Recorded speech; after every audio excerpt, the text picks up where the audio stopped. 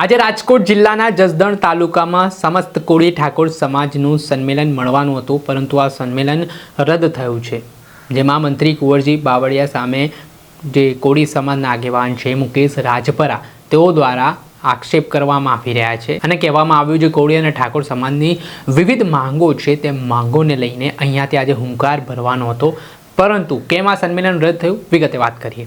વૈષ્ણવજન તો તેને કહીએ જે પીડ પરાઈ જાનાને રે।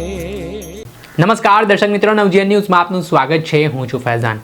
ફરી એકવાર કોળી અને ઠાકોર સમાજ જે સરકાર દ્વારા બજેટ ફાળવવામાં આવ્યો ને આ બજેટમાં જે નિગમની ફાળવણી હોય કે પછી કોળી ઠાકોર સમાજ પર ભૂતકાળમાં થયેલા કેસો પરત ખેંચવાની વાત હોય તે મુદ્દે રાજકોટ જિલ્લાના જસદણ તાલુકામાં આગેવાનો દ્વારા સમસ્ત કોળી ઠાકોર સમાજના એક સંમેલનનું આયોજન કરવામાં આવ્યું હતું। તડામાર તૈયારીઓ કરવામાં આવી હતી। જો કે મંત્રી કુંવરજી બાવળિયાના જે સાથીદારો હતા, તેમના આગેવાનો હતા, તેમના દ્વારા એવો વિશ્વાસ વ્યક્ત કરવામાં આવ્યો કે આ સંમેલન તમે લોકો ના કરો, જે તમારી માંગો છે તે તમામ સ્વીકારાઈ જશે ને આમાં યોગ્ય નિર્ણય પણ કરવામાં આવશે। ત્યારે આ સંમેલન છે તે રદ કરવાનો નિર્ણય છે તે થયો ને આને જ લઈને કોળી સમાજના આગેવાન મુકેશ રાજપરા મેદાને આવ્યા છે ને તેમણે હુંકાર ભરતા શું કહ્યું તે સાંભળો। ગુજરાતના રાજકોટ જિલ્લાના જસદણ તાલુકાના ખાંડા હડમતિયા મુકામે અખિલ ભારતીય કોળી સમાજ તેમજ સમસ્ત કોળી ઠાકોર સમાજ દ્વારા તારીખ 22/3/2026 એટલે કે આજે મહાસંમેલન થવાનું હતું, પરંતુ આ સંમેલનને મોકૂફ રાખ્યું। અનેક આગેવાનો અનેક સંગઠનોના ફોન આવ્યા કે આજે આ સંમેલનને બંધ રાખવાનું કારણ શું?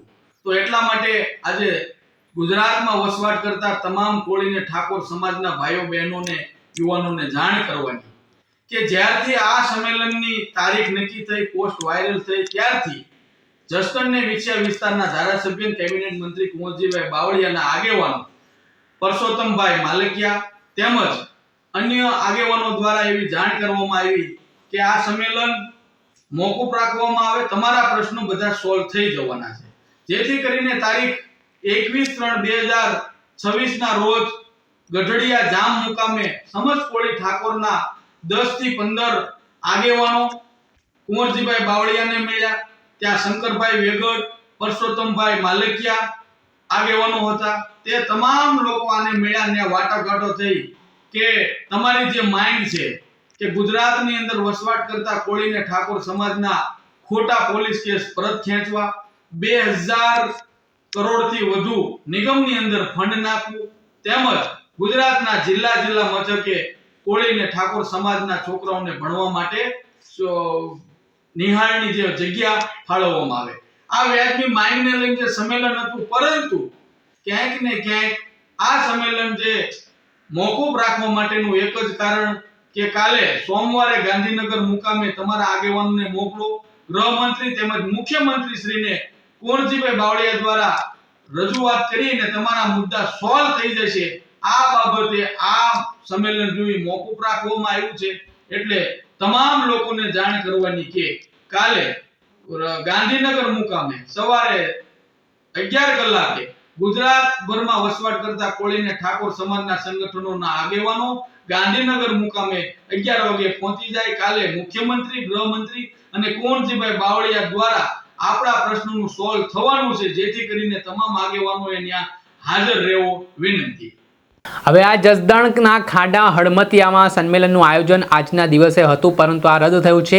તે મામલે મુકેશ રાજપરા કહી રહ્યા છે કે જે કોળી સમાજની વિવિધ માંગો છે તે માંગોમાં કોળી ઠાકોર સમાજ પર થયેલા ખોટા કેસો પરત ખેંચવામાં આવે, કોળી ઠાકોર સમાજના નિગમમાં 2000 કરોડનું બજેટ ફાળવા અને લોનમાં બોજા પદ્ધતિ નાબૂદ કરી સરળતાથી લોન આપવામાં આવે, કોળી ઠાકોર સમાજના અંધશ્રદ્ધા કુરિવાજો નાબૂદ કરી શિક્ષણ આપવામાં આવે તેવી અલગ અલગ માંગોને લઈને આ સંમેલન થવાનું હતું, પરંતુ તે રદ થતાં હવે મંત્રી કુંવરજી બાવળિયા સામે કોળી સમાજના આગેવાનો રોષે ભરાયા છે। દર્શક મિત્રો, આવા જ નવા વિડીયો સાથે આપને માહિતગાર કરતા રહીશું, એટલે નવજીવન ન્યૂઝ જોતા રહો।